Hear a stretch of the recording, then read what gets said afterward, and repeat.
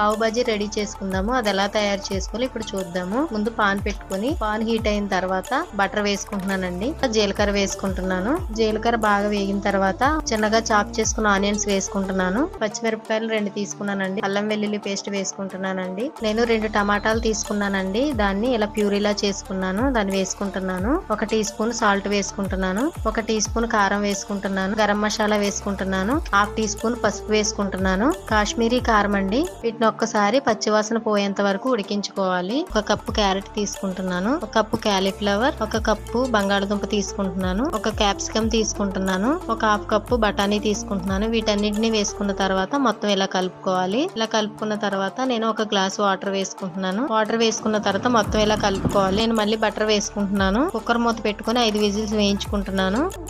Whistles అయిపోయినాయి. ఇలా అయితే ఉడికింది. స్మాషర్ తో నేను స్మాష్ చేసుకుంటున్నానండి. మొత్తం ఇలా మెత్తగా స్మాష్ చేసుకోవాలి. మొత్తం ఇలా కలుపుకొని స్టవ్ మీద పెట్టి కొద్దిసేపు ఉడికించుకోవాలండి. సాల్ట్ చూసుకుని సరిపోకపోతే కొద్దిగా సాల్ట్ వేసి ఇందులో 1/2 పెద్ద నిమ్మకాయ వేసుకుంటున్నాను. మళ్ళీ ఇందులో బటర్ వేసుకుంటున్నానండి.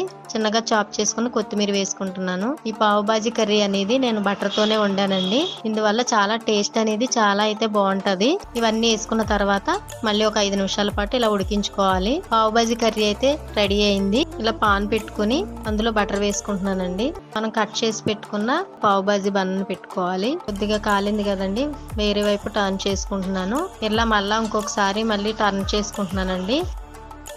పావు బాజీ బన్ అయితే వేగింది. దీన్ని వేరే బౌల్లోకి తీసుకుందాము. అంతేనండి, ఎంతో రుచికరమైన పావు బాజీ రెడీ అయింది. ఒకసారి మీరు కూడా ట్రై చేసి చూడండి. బయట టేస్ట్ కంటే చాలా బాగుంటది.